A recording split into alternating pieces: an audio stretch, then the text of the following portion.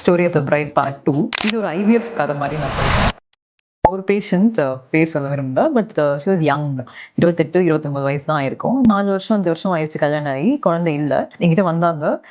Fertility test எடுத்தோம். அவங்களோட egg count நல்லா இருந்தது, ஹஸ்பண்டோட விந்து கவுண்ட் நல்லா இருந்தது, டியூப் டெஸ்ட் நல்லா இருந்தது, யூட்ரஸ் எல்லாமே நல்லா இருந்தது, ஸ்கேன் எல்லாமே. மைல்டு பாலிசிஸ்டிக் பிக்சர் மட்டும் தான் இருந்தது.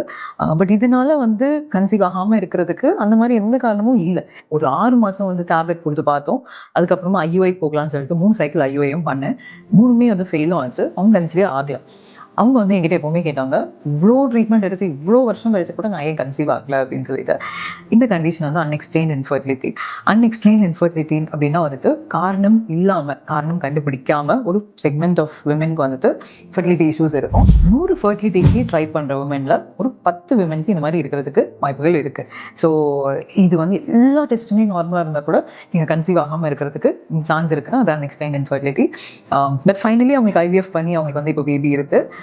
பட் அது வந்து ஒரு நல்ல கதையாக முடிஞ்சுது. பட் உங்களுக்கும் இந்த மாதிரி இருக்கலாம். உங்கள் டாக்டரோட போய் பேசுங்க.